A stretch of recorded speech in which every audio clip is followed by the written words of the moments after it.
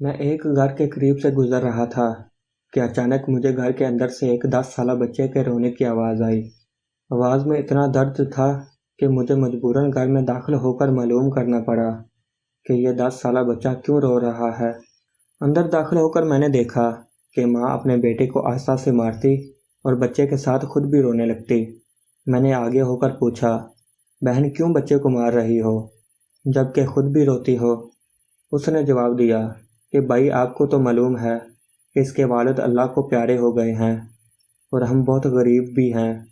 میں لوگوں کے گھروں میں مزدوری کرتی ہوں اور اس کی پڑھائی کا مشکل سے خرچ اٹھاتی ہوں۔ یہ کم بخت اسکول روزانہ دیر سے جاتا ہے اور روزانہ گھر دیر سے آتا ہے۔ جاتے ہوئے راستے میں کہیں کھیل کود میں لگ جاتا ہے اور پڑھائی کی طرف ذرا بھی توجہ نہیں دیتا، جس کی وجہ سے روزانہ اپنی اسکول کی وردی گندی کر لیتا ہے۔ میں نے بچے اور اس کی ماں کو تھوڑا سمجھایا اور چل دیا۔ ایک دن صبح صبح سبزی منڈی کچھ سبزی وغیرہ لینے گیا تو اچانک میری نظر اسی 10 سالہ بچے پر پڑی جو روزانہ گھر سے مار کھاتا تھا۔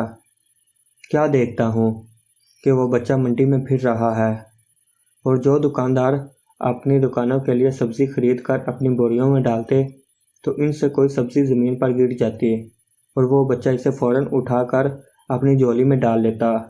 میں یہ ماجرا دیکھ کر پریشانی میں مبتلا ہو رہا تھا کہ چکر کیا ہے۔ میں اس بچے کو چوری چوری فالو کرنے لگا۔ جب اس کی جھولی سبزی سے بڑھ گئی تو وہ سڑک کے کنارے بیٹھ کر اونچی اونچی آوازیں لگا کر اسے بیچنے لگا۔ منہ پر مٹی، گندی وردی اور آنکھوں میں نمی کے ساتھ ایسا دکاندار زندگی میں پہلی بار دیکھ رہا تھا۔ دیکھتے دیکھتے اچانک ایک آدمی اپنی دکان سے اٹھا جس کی دکان کے سامنے اس بچے نے ننھی سی دکان لگائی تھی۔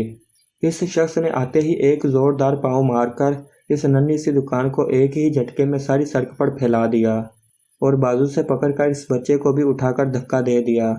ننھا دکاندار آنکھوں میں آنسو لیے دوبارہ اپنی سبزی کو اکٹھا کرنے لگا اور تھوڑی دیر بعد اپنی سبزی کسی دوسری دکان کے سامنے ڈرتے ڈرتے لگا لی۔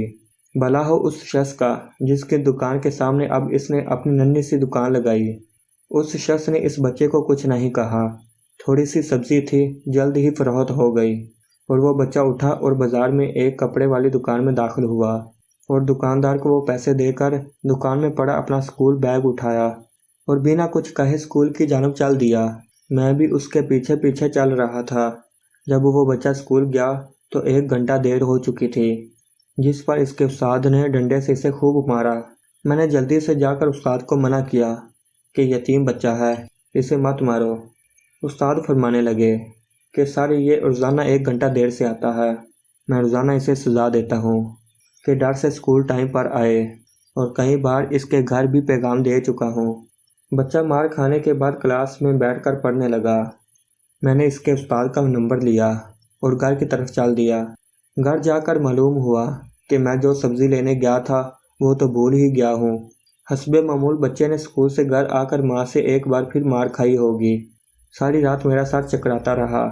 اگلے دن صبح کی نماز ادا کی اور فوراً بچے کے استاد کو کال کی کہ منڈی ٹائم پر ہر حالت میں منڈی پہنچے، جس پر مجھے مثبت جواب ملا۔ سورج نکلا اور بچے کا اسکول جانے کا وقت ہوا اور بچہ گھر سے سیدھا منڈی اپنی ننھی دکان کا بندوبست کرنے نکلا۔ میں نے اس کے گھر جا کر اس کی والدہ کو کہا کہ بہن میرے ساتھ چلو، میں تمہیں بتاتا ہوں آپ کا بیٹا اسکول کیوں دیر سے جاتا ہے۔ وہ فوراً میرے ساتھ منہ میں یہ کہتے ہوئے چل پڑی کہ آج اس لڑکے کے میرے ہاتھوں خیر نہیں، چھوڑوں گی نہیں اسے آج۔ منڈی میں لڑکے کا استاد بھی آ چکا تھا۔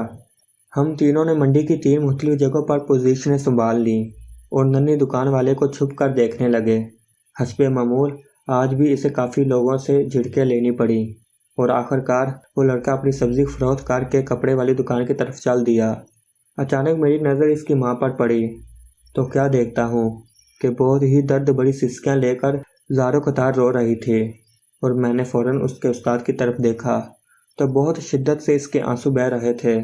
دونوں کے رونے میں مجھے ایسا لگ رہا تھا جیسے انہوں نے کسی مظلوم پر بہت ظلم کیا ہو اور آج ان کو اپنی غلطی کا احساس ہو رہا ہو۔ اس کی ماں روتے روتے گھر چلی گئی اور استاد بھی سسکیاں لیتے ہوئے اسکول چلا گیا۔ حسب معمول بچے نے دکاندار کو پیسے دیے اور آج اس کو دکاندار نے ایک لیڈی سوٹ دیتے ہوئے کہا کہ بیٹا آج سوٹ کے سارے پیسے پورے ہو گئے ہیں، اپنا سوٹ لے لو۔ بچے نے اس سوٹ کو پکڑ کر اسکول بیگ میں رکھا اور اسکول چلا گیا۔ آج بھی 1 گھنٹہ لیٹ تھا۔ وہ سیدھا استاد کے پاس گیا اور بیگ ڈیسک پر رکھ کر مار کھانے کے لیے پوزیشن سنبھال دی اور ہاتھ آگے بڑھا دیے کہ استاد ڈنڈے سے اس کو مار لے۔ استاد کرسی سے اٹھا اور فوراً بچے کو گلے لگا کر اس قدر زور سے رویا کہ میں بھی دیکھ کر اپنے آنسوؤں پر قابو نہ رکھ سکا۔ میں نے اپنے آپ کو سنبھالا اور آگے بڑھ کر استاد کو چپ کرایا اور بچے سے پوچھا کہ یہ جو بیگ میں سوٹ ہے وہ کس کے لیے ہے؟ بچے نے جواب دیا کہ میری ماں امیر لوگوں کے گھروں میں مزدوری کرنے جاتی ہے اور اس کے کپڑے پھٹے ہوئے ہوتے ہیں۔ اس کے پاس جسم کو مکمل ڈھانپنے والا کوئی سوٹ نہیں ہے، اس لیے میں نے اپنی ماں کے لیے یہ سوٹ خریدا ہے۔ یہ سوٹ اب گھر لے جا کر ماں کو دو گے؟ میں نے بچے سے سوال پوچھا۔ جواب نے میرے اور اس کے استاد کے پیروں کے نیچے سے زمین ہی نکال دی۔ بچے نے جواب دیا، نہیں انکل جی، چھٹی کے بعد میں اسے درزی کو سلائی کے لیے دے دوں گا اور روزانہ تھوڑے تھوڑے پیسے جمع کر کے سلائی دوں گا۔ جب سلائی کے پیسے پورے ہو جائیں گے تب میں اسے اپنی ماں کو دوں گا۔ استاد اور میں یہ سوچ کر روتے جا رہے تھے کہ ابھی اس معصوم کو مزید کئی دن تک منڈی جانا پڑے گا اور لوگوں سے دھکے کھانے پڑیں گے اور ننھی دکان لگانی پڑے گی۔ آخر کب تک غریبوں کے بچے ننھی دکانیں لگاتے رہیں گے؟ آخر کب تک؟ کیا اربوں روپے کی مراعات لے کر بڑے بڑے دعوے کرنے والے ہمارے سیاستدان اپنے ذاتی مفادات سے بالا تر ہو کر کبھی ہمارے ملک اور ہمارے لوگوں کے بارے میں سوچیں گے؟